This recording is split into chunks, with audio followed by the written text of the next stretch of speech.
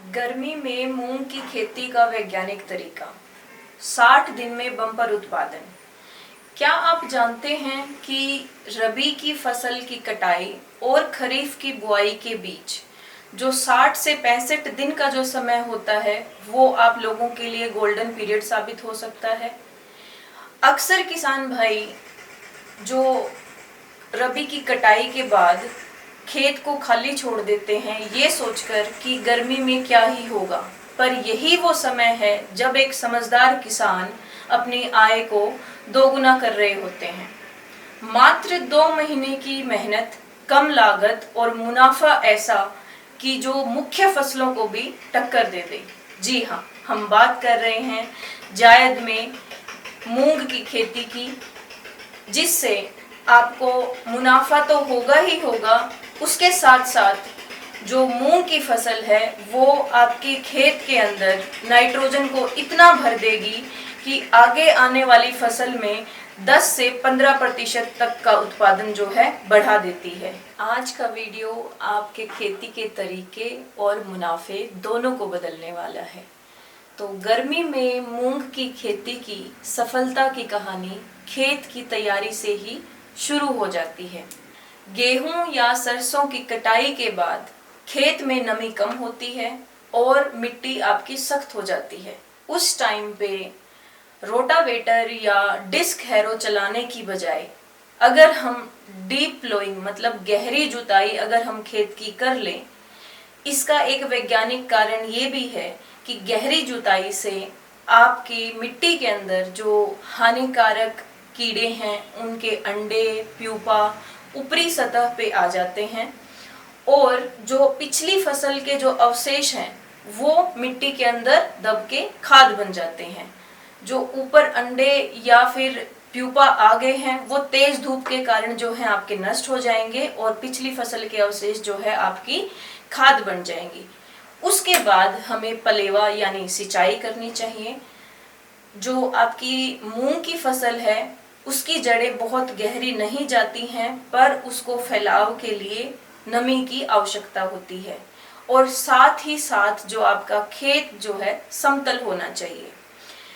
तो उसके बाद 2 या 3 कल्टीवेटर या रोटावेटर चला के आपको खेत को एकदम से भुरभुरा कर देना है, जिसके अंदर पर्याप्त नमी हो बुआई के लिए और आपका खेत समतल होना चाहिए। अगर आपका खेत ऊंचा नीचा होगा तो कहीं पे पानी भरेगा, कहीं पे पानी नहीं भरेगा, कहीं पे आपका खेत सूखा रह जाएगा। तो जब फसल पकेगी तो वो किसी जगह पे आपकी पकी होगी, किसी जगह पे नहीं पकी होगी। तो एक समान आपका खेत एक टाइम पे पके, उसके लिए आपका खेत का समतल होना बहुत आवश्यक है। खेत की तैयारी के बाद जो सबसे महत्वपूर्ण निर्णय एक किसान को लेना होता है वो है बुआई का सही समय। अगर बुआई हमने फरवरी के महीने में कर दी, मतलब बहुत पहले हमने अगर बुआई कर दी तो आपका जर्मिनेशन अफेक्ट होगा। और अगर हमने बुआई बहुत देर से कर दी, मतलब लेट अगर हमने सोइंग कर दी, तो उससे मानसून की बारिश से आपकी पकी हुई फसल खराब हो सकती है। तो सबसे उपयुक्त बुआई का जो समय है आपका जायद सीजन के लिए वो है 15 मार्च से 15 अप्रैल। अब इसके बाद हम जिस पहलू की बात करेंगे वो आपका जो मूंग की खेती है उसके उत्पादन का 50% भविष्य तय करेगा। यानी कि हम बात करेंगे उन्नत किस्म का चयन। अक्सर किसान भाई जो है वो मार्केट से खुला बीज ले आएंगे या पुरानी वैरायटी का जो बीज लेते हैं जो कि येलो मोजेक वायरस के प्रति ससेप्टिबल होता है या फिर आपका जो हीट स्ट्रेस है उसके प्रति ससेप्टिबल होता है। तो लास्ट में जब उत्पादन होता है वो लगभग ना के बराबर होता है। तो हमें ऐसी वैरायटी का चयन करना है जो कम समय में पके, जिसके दाने मोटे हों और जो रोगों के प्रति, मेनली रोग कौन सा आता है, येलो मोजेक वायरस, और अनियमित तापमान के प्रति सहनशील हो। बीज उपचार या सीड ट्रीटमेंट एक ऐसा कवच है जो नन्हे पौधों को 20 से 25 दिन तक उनको विभिन्न रोगों और कीट पतंगों से बचाता है। तो बीज उपचार का सबसे सही क्रम है FIR। F मतलब आपका फंजीसाइड, फफूंदनाशक, इंसेक्टिसाइड, आई फॉर इंसेक्टिसाइड, और लास्ट में आता है आपका राइजोबियम। तो सबसे पहले हमें जो फफूंदनाशक दवाई से उपचार करना है यानी कि फंजीसाइड, तो फंजीसाइड आप कोई भी ले सकते हैं, जैसे कि आपका कार्बेंडाजिम होगी 2 ग्राम पर केजी के हिसाब से, या ट्राइकोडर्मा होगी 5 ग्राम पर केजी बीज के हिसाब से। फिर हम जो उपचार करेंगे इंसेक्टिसाइड का, जैसे कि इमिडाक्लोप्रिड, और सबसे लास्ट में आता है आपका राइजोबियम कल्चर। आप सभी को पता है मूंग एक दलहनी फसल है, उसकी जड़ों में गांठें बनती हैं जो वातावरण से नाइट्रोजन को खींचती हैं। तो राइजोबियम कल्चर क्या करता है कि उसके अंदर जो जड़ें हैं, उन जड़ों में जो गांठें हैं, उन गांठों को बनाने में और उनको बढ़ाने में मदद करता है। तो सबसे लास्ट में हम राइजोबियम कल्चर का ट्रीटमेंट देंगे। उसके लिए हमें क्या करना है, सबसे पहले गुड़ का घोल बनाना है पानी में, फिर उसके अंदर राइजोबियम कल्चर आप मिला दें, उसको सुखा दें, ठंडा कर लें, और फिर उसके अंदर आपको बीज जो है मिक्स कर देना है। फिर वो अच्छे से आप छांव में सुखा दें और फिर आप उस बीज को सोइंग के लिए खेत में लगाएं। ये छोटी सी प्रक्रिया खाद के खर्च को कम करेगी और पैदावार को 10 से 15% बढ़ा देगी। नेक्स्ट हम बात करेंगे सीड रेट की। तो जायद के सीजन में अमूमन हम सीड रेट जो है वो थोड़ा सा ज़्यादा रखते हैं। उसका कारण है क्योंकि तेज धूप के कारण, गर्मी के कारण और खेत में आपके नमी कम होने के कारण कुछ पौधे मर सकते हैं। तो हम सीड रेट लगभग 10 से 12 किलो पर एकड़ जो है हम रखते हैं। फिर हम बात करेंगे कि उसकी जो पौधे हैं वो हमें ब्रॉडकास्ट विधि से करने चाहिए या लाइन टू लाइन सोइंग करनी चाहिए। तो हमें छिड़कवा विधि, जिसे हम ब्रॉडकास्ट मेथड कहते हैं, तो उससे आप बिल्कुल ना करें बुआई। हमें सोइंग हमेशा लाइन में करनी चाहिए। ब्रॉडकास्ट मेथड में निराई गुड़ाई और जो कटाई के जो भी प्रैक्टिसेस होती हैं उनमें दिक्कत आती है और आपकी पैदावार भी कम होती है। और लाइन में सोइंग करने से सारे आपके फील्ड के जो ऑपरेशंस हैं वो बहुत आसानी से हो जाएंगे। एक लाइन से दूसरी लाइन की दूरी लगभग 1 फीट तक हमें रखनी चाहिए, 25 से 30 सेंटीमीटर कह सकते हैं। और पौधे से पौधे की दूरी 5 से 7 सेंटीमीटर रखनी चाहिए। उसके बाद हम बात करेंगे कि आप बीज को कितना गहरा हम बो सकते हैं। तो जो सोइंग डेप्थ है वो 3 से 4 सेंटीमीटर तक ही होनी चाहिए। इससे ज़्यादा गहरा आपको बीज नहीं बोना है क्योंकि उससे फिर उसका जर्मिनेशन इफेक्ट होता है। अब हम चर्चा करेंगे खाद और उर्वरक प्रबंधन की। तो उससे पहले हमें जो मिट्टी है आपकी, उसके बारे में कुछ जानकारी होनी चाहिए, जैसे कि आपकी मिट्टी किस प्रकार की है, उसके अंदर कौन कौन से पोषक तत्व हैं जिनकी कमी है, कौन से वो पोषक तत्व हैं जिनकी अधिकता है। तो उसके लिए किसान भाइयों को सबसे पहले मिट्टी की जांच करवाना बेहद आवश्यक है। उसके बाद ही आप खाद और उर्वरक प्रबंधन करें। तो इन जनरल अगर मैं बात करूं तो दलहनी फसलों के लिए आमतौर पर नाइट्रोजन की आवश्यकता कम होती है, बट फिर भी हम सोइंग के टाइम पे, बिजाई के समय में हम 10 से 12 किलो पर एकड़ के हिसाब से नाइट्रोजन डालें। और डीएपी हो तो 25 से 30 किलो, बट उससे भी एक अच्छा विकल्प है हमारे पास, डीएपी से भी अच्छा विकल्प सिंगल सुपर फॉस्फेट के रूप में। तो सिंगल सुपर फॉस्फेट 100 से 120 किलो पर एकड़ के हिसाब से हम डालें। तो अभी मैंने बोला कि डीएपी से ये बेहतर विकल्प क्यों माना जाता है, क्योंकि सिंगल सुपर फॉस्फेट जो है फॉस्फोरस तो आपको देगा ही देगा, उसके अतिरिक्त जो है ये सल्फर भी आपकी मिट्टी को प्रदान करता है। सल्फर का क्या काम है? सल्फर जो है दलहनी फसलों में अमृत के समान माना जाता है। सल्फर से आपका एक तो प्रोटीन कंटेंट बढ़ेगा दानों का, दूसरा जो एक तो प्रोटीन कंटेंट बढ़ा, एक जो आपके दाने हैं उनका वजन बढ़ेगा, मतलब सीड वेट बढ़ेगा। तीसरा जो है वो बीज को पकने में सहायता प्रदान करता है। तो ये 3 काम करता है सल्फर। क्या क्या काम करता है आपका? एक तो सीड का वेट बढ़ाएगा, ठीक है, एक सीड को मैच्योर होने में मदद करता है और उसके अंदर प्रोटीन कंटेंट बढ़ाता है। तो बट अगर सिंगल सुपर फॉस्फेट अगर आप यूज करो तो सबसे बेस्ट है। फिर भी कोई किसान भाई यूं कहें भी हमें तो डीएपी ही यूज करना है, तो डीएपी अगर आप यूज करो तो 25 से 30 किलो पर एकड़ के हिसाब से, पर उसके साथ साथ पेंटोनाइट सल्फर 5 से 10 किलो का जो है आप यूज जरूर करें। इसके अतिरिक्त पोटास जो है वो 15 से 20 किलो पर एकड़। पोटास क्या काम करता है, वो फसल की रोग प्रतिरोधक क्षमता को बढ़ाता है।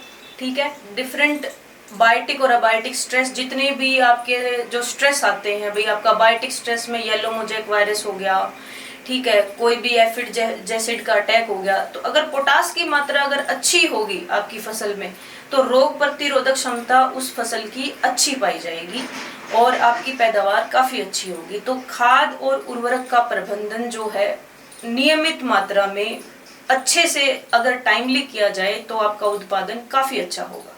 अभी हम चर्चा करेंगे खरपतवार मैनेजमेंट की, यानी कि वीड्स मैनेजमेंट की। तो वीड मैनेजमेंट अगर टाइम से ना हो तो ये खाद और पानी का एक बहुत बड़ा हिस्सा हड़प लेते हैं। इससे बचाव के लिए सोइंग के यानी कि बिजाई के तुरंत बाद 24 से 48 घंटे के अंदर अंदर हमें स्प्रे करना है पेंडिमेथलिन 30% EC। 1 लीटर दवाई को 150 से 200 लीटर पानी में मिला के आप उसे स्प्रे करें। और स्प्रे करते समय ये ध्यान रखना है कि खेत में नमी हो, और आप दवाई का जब छिड़काव कर रहे हैं तो पीछे की ओर चलते हुए छिड़काव करें, ताकि जो आपकी दवाई है दवाई की परत ना टूटे, पीछे की ओर चलें। और अगर किसी कारणवश आप बुआई के तुरंत बाद आप वीडीसाइड का स्प्रे ना कर पाए और आपकी फसल 20 से 25 दिन की हो और जो वीड है, जो खरपतवार है, वो 2 से 4 पत्ती के हों, तो आप स्प्रे कर सकते हैं इमेजाथेपर 10% SL। इससे भी आपको काफी हद तक जो है वीड्स मैनेजमेंट में सहायता मिलेगी। और इससे सबसे बढ़िया जो आप हाथ से निराई गुड़ाई करते हैं वो सबसे इफेक्टिव आपका तरीका है, जिसे हम मतलब देसी भाषा में कह सकते हैं कि भी कसोल्ला चलाना। तो हाथ से जो निराई गुड़ाई करते हैं उसका सबसे बड़ा फायदा ये होता है कि मिट्टी आपकी पलट जाती है और मिट्टी में हवा का संचार उचित मात्रा में होता है। अब हम बात करेंगे सिंचाई प्रबंधन की। तो पहली सिंचाई आपको बिजाई के 20 से 25 दिन के बाद देनी ही देनी है। और उसके बाद वैरायटी कौन सी है, आपके वातावरण का तापमान कैसा है, तो उस हिसाब से हर 10 से 12 दिन के अंतराल में आपको सिंचाई देनी चाहिए। 2 मुख्य अवस्थाएं हैं मूंग की, जहाँ पे मतलब हर किसान को सिंचाई जो है देनी ही देनी चाहिए। 2 मुख्य अवस्थाएं कौन सी हैं? पहली तो है जी फ्लावरिंग, मतलब फूल आ रहा होता है तब, और दूसरी है जब फली बन रही होती है, पोड फॉर्मेशन। तो ये 2 मुख्य अवस्थाएं क्यों हैं? अगर फूल बन रहा है आपका, उस टाइम पे मॉइस्चर कम हो गया, मतलब पानी नहीं है, मिट्टी के अंदर नमी नहीं है, तो उस टाइम पे क्या होगा, फूल बन तो जाएगा पर झड़ जाएगा। और ठीक वैसे ही अगर पानी बहुत ज्यादा दे दिया तो भी आपका फूल झड़ जाएगा। तो ना तो बहुत कम होना चाहिए पानी, ना ही बहुत ज्यादा होना चाहिए। एक हल्की सिंचाई जो है वो पर्याप्त है, कब फूल बन रहे होते हैं तब। दूसरी जो मुख्य अवस्था है वो है आपकी जब आपकी फली बन रही होती है, यानी कि पोड फॉर्मेशन, फ्रूटिंग के टाइम पे। तो फ्रूटिंग के टाइम पे अगर आपका सिंचाई ना दी जाए, मतलब खेत में अगर नमी की कमी हो, पानी ना हो, तो क्या होता है, अगर आपका पोड बन रहा है, पोड के टाइम पे खेत में पानी नहीं है, ठीक है, तो उससे क्या होगा, एक तो आपका जो पोड है, पोड का साइज ही छोटा रह जाएगा। दूसरा, उसके अंदर जो दाने बन रहे हैं, दानों का आकार, दानों का नंबर, ठीक है, और जो दाने हैं वो मोटे ना होके पिचक जाएंगे, तो दानों का नंबर भी घट गया, उनका साइज भी घट गया और उनका आकार भी घट। तो ये 2 मुख्य अवस्थाएं जो हैं, इन पे तो पानी देना ही देना है। बाकी और जो हैं 4 से 6 सिंचाइयां वैसे रिकमेंड करी जाती हैं, हल्की सिंचाई, उन पे दिया जाए तो बहुत बढ़िया है। पर इन 2 जो मुख्य अवस्थाएं हैं, फ्लावरिंग पे और जब आपकी फली बन रही होती है यानी कि पोड फॉर्मेशन पे, इन 2 अवस्थाओं पे तो हर किसान भाई को पानी देना ही देना चाहिए। नेक्स्ट हम बात करते हैं इंसेक्ट पेस्ट और डिजीज मैनेजमेंट की। तो जैसे ही टेम्परेचर आपका बढ़ता है, जैसिड हो गए, एफिड हो गए, ठीक है, थ्रिप्स हो गए, व्हाइट फ्लाई हो गई, इनकी पॉपुलेशन एकदम से बढ़ जाएगी, क्योंकि हाई ह्यूमिडिटी, हाई टेम्परेचर में इन सभी कीट पतंगों की पॉपुलेशन जो है वो बहुत ज्यादा बढ़ जाती है। व्हाइट फ्लाई खुद तो नुकसान करता ही करता है, ये एक वेक्टर का काम भी करता है एक बीमारी के लिए, जो सबसे प्रमुख बीमारी है आपकी मूंग की फसल में, जिसे हम बोलते हैं येलो मोजैक वायरस। तो येलो मोजैक वायरस की जो पहचान क्या होगी कि पौधे की जो पत्तियां हैं वो आपकी पीली मिलेंगी, ठीक है, और पौधे का विकास एकदम से रुक जाएगा। तो जहां कहीं भी आपको ये पौधा दिखे तो उसको उसी टाइम उखाड़ देना है और मिट्टी के अंदर दबा देना है, ठीक है। तो ये हो गया येलो मोजैक वायरस को कंट्रोल करना। दूसरा, व्हाइट फ्लाई के कंट्रोल के लिए आपने देखा होगा, कुछ खेतों में लगे भी होंगे, किसी को, किसान भाई को जानकारी भी होगी, येलो स्टिकी ट्रैप्स बोलते हैं, पीले रंग के ट्रैप्स लगे होते हैं खेतों में। तो उसमें क्या होता है, जो व्हाइट फ्लाई होती है वो चिपक जाती है, व्हाइट फ्लाई जो है उस पे चिपक जाएगी, ठीक है, और वो उतर नहीं सकती। तो उससे आपका व्हाइट फ्लाई कंट्रोल हो जाएगा। दूसरा, आप दवाई का भी छिड़काव कर सकते हैं, डिफरेंट पेस्टिसाइड्स हैं मार्केट में, उनका भी इस्तेमाल कर सकते हैं। पर जो येलो स्टिकी ट्रैप है वो आपका नॉन पेस्टिसाइड जो है नियंत्रण है, जिसको जो कि काफी इफेक्टिव भी है। दूसरा हम बात करते हैं थ्रिप्स की। तो थ्रिप्स जो है, क्योंकि फूलों का रस चूसता है, फूलों का नुकसान करता है, ठीक है, पत्तियों को मोड़ देता है, तो उसके लिए आप स्पाइनोसाइड वगैरह जो पेस्टिसाइड हैं उनका इस्तेमाल कर सकते हो। और तीसरा, जो कुछ पोड बोरर आते हैं, ठीक है, क्योंकि पोड बन रहा है तो पोड के अंदर पोड बोरर का जो आक्रमण है वो बहुत ज्यादा होता है। तो पोड बोरर के लिए कोई भी बेंजोएट साल्ट हम इस्तेमाल कर सकते हैं। और सबसे मुख्य जो बात है वो आप यूज करें रेसिस्टेंट वेराइटीज जो कि इन सभी के प्रति जो है रेसिस्टेंट हो, प्रतिरोधक क्षमता हो। तो उनमें वैरायटीज आप चयन कर सकते हैं, जैसे कि M1142 हो गया या फिर M421 हो गया। उसके बाद हम बात करते हैं कटाई की, यानी कि हार्वेस्टिंग की। तो हार्वेस्टिंग में हमें डिले नहीं करना चाहिए, देरी नहीं करनी चाहिए। जब आपकी फलियां 80 से 90% फलियां जो हैं वो पक कर काली या भूरे रंग की हो जाएं, तो तब आपको कटाई करनी चाहिए, ठीक है। कटाई के टाइम पे हमें ये बात ध्यान रखनी चाहिए कि जो सुबह या तो बिल्कुल सुबह या फिर शाम के टाइम पे हमें कटाई करनी चाहिए। अगर आप भरी दोपहरी में करोगे तो जो फलियां हैं वो चटक सकती हैं, ठीक है। और एक और बात जो सबसे मुख्य है, आपने कटाई कर दी, ठीक है, तो खेत के अंदर खलिहान में उसको कटाई के बाद खुला सूखने के लिए छोड़ देना चाहिए। उसके बाद ही आपको थ्रेसिंग करनी चाहिए।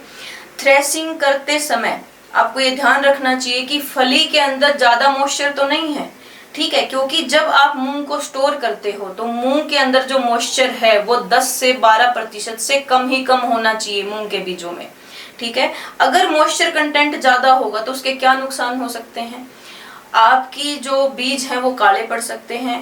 अगली बार जब आप सोइंग करोगे तो जर्मिनेशन जो है वो अफेक्ट होगा, ठीक है, और उसके अंदर विभिन्न जो है बीमारियां लग सकती हैं। तो एक प्रॉपर मॉइस्चर कंटेंट होना चाहिए जो कि 10 से 12% से कम ही कम होना चाहिए, ठीक है।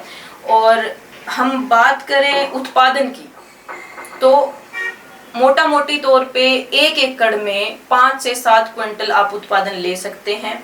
हमें मार्केट वैल्यू की अगर मैं बात करूं तो 6,000 से 8,000 रुपए पर क्विंटल जो है भाव मिल रहा है। तो उस हिसाब से एक किसान का रफ की बात करूं मैं तो 40,000 के आसपास जो है 1 एकड़ में मुनाफा जो है कमा सकता है किसान, ठीक है। उस मुनाफे के अतिरिक्त और मूंग की खेती क्या देती है मिट्टी को, तो आप सभी को पता है कि 40,000 तो मोटा मोटी आपका मुनाफा हो गया। उसके अलावा वो खेत को क्या देगी, भर के नाइट्रोजन और भर के ऑर्गेनिक कार्बन कंटेंट, ठीक है। आपके खेत को वो दोबारा जीवित कर सकती है, ठीक है। आपको किसान को मुनाफा दे दिया और आपके खेत को नया जीवन दान दिया। कैसे दिया, भर के नाइट्रोजन दिया और भर के ऑर्गेनिक कार्बन कंटेंट दिया। उससे क्या होगा, जो अगली फसल आप ले रहे हो, जो आप खरीफ क्रॉप में जो फसल ले रहे हो, यानी कि पैडी ले रहे हो, धान ले रहे हो, तो उसमें भी 15 से 20% जो है उत्पादन बढ़ा देगी, जो कि एक अलग से बोनस है। तो इसीलिए जो जायद क्रॉप की जो 60 से 65 दिन के अंदर अंदर 40,000 के आसपास आपका मुनाफा हुआ, आपकी मिट्टी को नया जीवन दान दिया, और अगली आने वाली खरीफ क्रॉप में आपका उत्पादन कितना बढ़ा दिया, लगभग 15 से 20%, जो कि अलग से एक बोनस है। तो इसलिए ये बहुत जरूरी है कि जायद सीजन में, गर्मी के सीजन में हमें दलहनी फसलें क्यों लेनी चाहिए।